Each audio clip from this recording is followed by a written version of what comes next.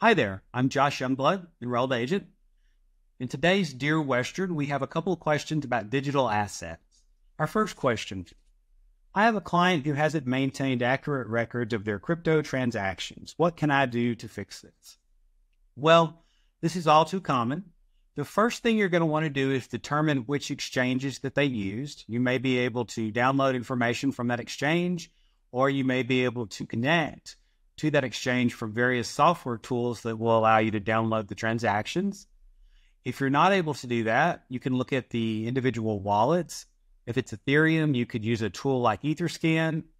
If it's Bitcoin, you could use a tool like Blockchair. That way you can determine which events were taxable versus non-taxable. You may also have to resort to doing this more manually, putting this information in a spreadsheet, looking at the dates of acquisition, sell amounts, fair market value, what the cost basis was for each transaction. This can be quite time consuming, but if the client doesn't have records, you're going to have to recreate those records. Again, this is something that can be time consuming and certainly goes outside the norm of tax preparation.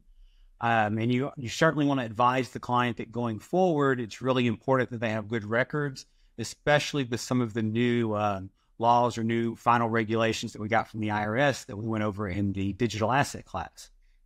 And our second question: is the loss on cryptocurrency considered a Section 1231 loss?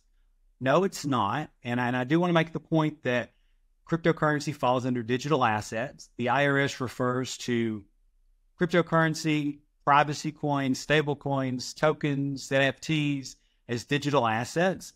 Previously, they used virtual currency, but we're seeing them update everything to digital assets.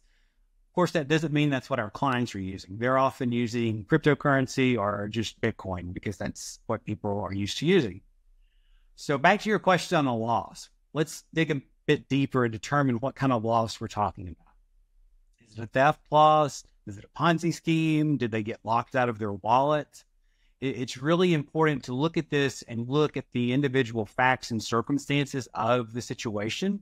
Because, for example, and we discussed this in the class, if they thought they were sending their crypto to someone to open an investment account, there could be certain arguments made there where that could actually be a loss that you're able to deduct. But again, that's going to fall to the individual facts and circumstances. Hope this answered your question. As always, if you have any more, please, reach out and stay tuned. Thank you.